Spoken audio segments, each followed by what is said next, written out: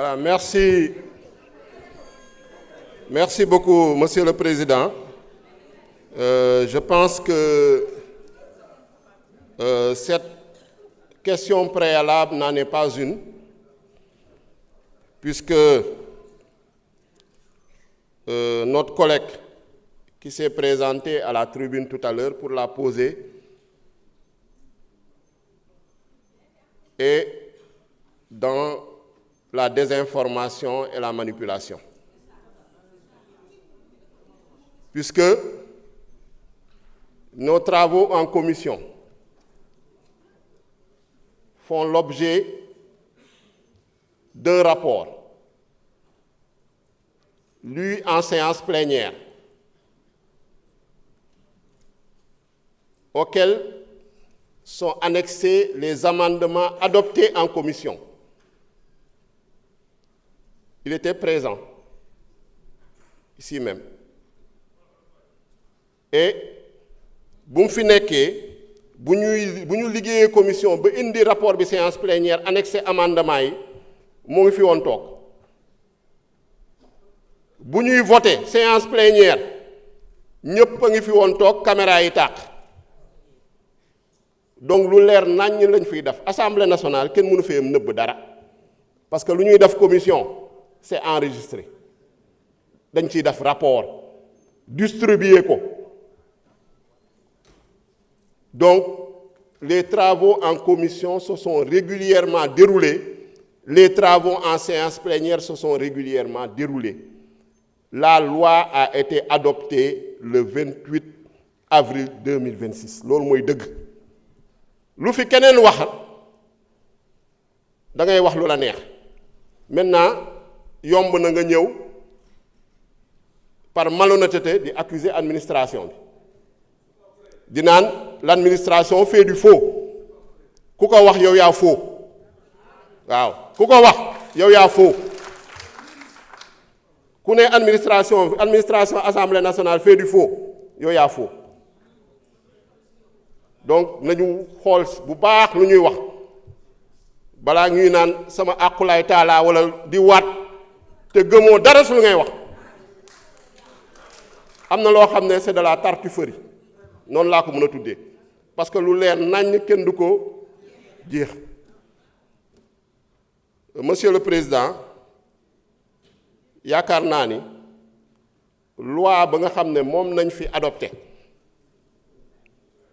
mu jaar procédure législative jaar commission jaar séance plénière amendement ya ñu distribuer ko commission loi ba ñu distribuer ko commission. ñu adopté ko en commission ñëw distribuer waat loi bi en séance plénière adopté ko en séance plénière ak amendement yu si yokk loi boobu kenn mënu kaa falsifier ku ko wax nag yow yaa foo ñu bàyyi lak sa conscience waaw tu peux faire du mercenariat su la neexee parlementaire chacun en a le droit être en service commandé chacun en a le droit waaw mais am na loo xam ne moom kenn mënu kaa falsifier kenn mënu kaa manipuler kenn mënu kaa désinformer parce que ñëpp la fi fekk et je pense que ñun ñëpp war nañu bàyyi xel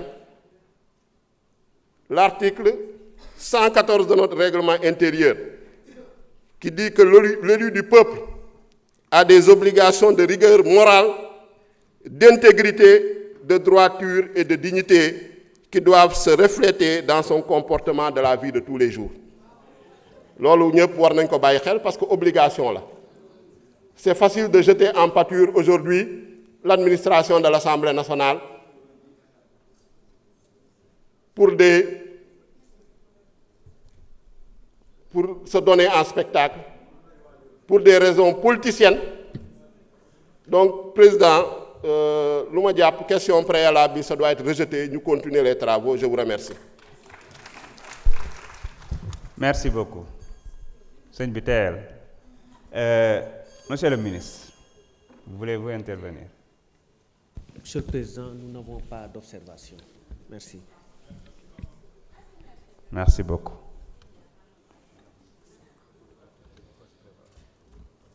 Alors, Nous allons suivre la procédure. Oui. Allez-y.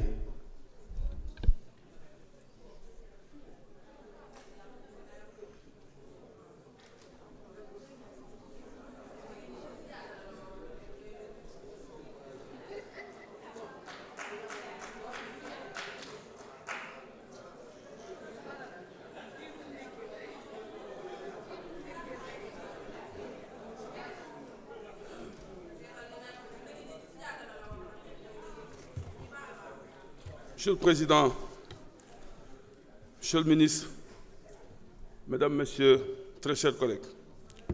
Monsieur le Président, man li ma fi dégg léegi nii je pense que bi ma ñëwee assemblée ba léegi amul lu gën a garaaw lu mel ni li ma dégg fii. J'ai été en réunion de commission présent du début à la fin et ku waxal yàlla wax na ni fii ni wax naa ne adopté nañ 2 amendements en commission mais fii en plénière fi ñuy délibéré. Amendement yooyu kenn présenté wu ko fi kenn voté wu ko fi kenn adopté wu te ku ko wax waxoo dëgg nañu publier PV yi et j'insiste monsieur le président au nom de mes droits on publie les PV de la réunion pour qu'on puisse savoir c'est-à-dire que dama dund man maa dund j'ai tous les documents amendement bi mu ngi nii l'autre amendement de métal mu ngi nii j'ai tous les amendements mais cette loi là man dafa am loo xam ne mu ko dund en direct man Tafsir j'accuse pas l'administration ñii suma ak kii suma rakk la kii suma xarit la s'il vous plaît s'il vous plaît s'il vous plaît s'il vous plaît s'il vous plaît s'il vous plaît monsieur le président dama demandé dossier bii parce que dama waroon def recours ma dem service législatif demandé ko joxuñu ma ko ma dem ci secrétaire général bu assemblée nationale ma demandé ko ñu jox ma document bii tey moom ngeen yor nii ma dem toog salle commission de Joséphine di liggéey ci document bi ñu woo ma ni ma dañuy soxla document bi parce que baaxul billahi wallahi tallahi mu ngi ni toog le directeur est là le secrétaire général est là ñu ni ma document bi baaxul jox ñu ko man leen andi leen ma bu baax bi joxuñu ma bu baax bi man leen samay xarit ngeen wóolu naa leen mais dinaa ñëw jël si ko dama am témoin Cheikh Ahmed Tidiane yu mu ngi ne toog moom laa àndal. S'il vous plaît, non, moom laa àndal mu ngi témoin je prends encore à témoin les autres éléments du service législatif ma ñëwaat demandé waat le dossier ñu jox leen ma ko joxuñu ma ko tey ñu ni ma am na ñaari dossiers yoo xam mu ngi circulé tey document boobu ñu ma waxoon ni dafa faux ba jël ma ko ñu delloowaat ma ko ni moom moo baax man nangu ko man xanaa man góoma yàlla man xanaa góoma li may wax ñu ngi nii toog ils sont là donc par conséquent ñëw fii di taxaw fii di wax naan les 2 amendements ont été adoptés ici c'est du faux. Et c'est ça qui est du faux. Ayib yow toi tu me connais très bien maa la yar ci politique depuis bi nga nekkee xale dama ni s'il vous plaît je retire bu la neexee s'il vous plaît s'il vous plaît s'il vous plaît s'il vous plaît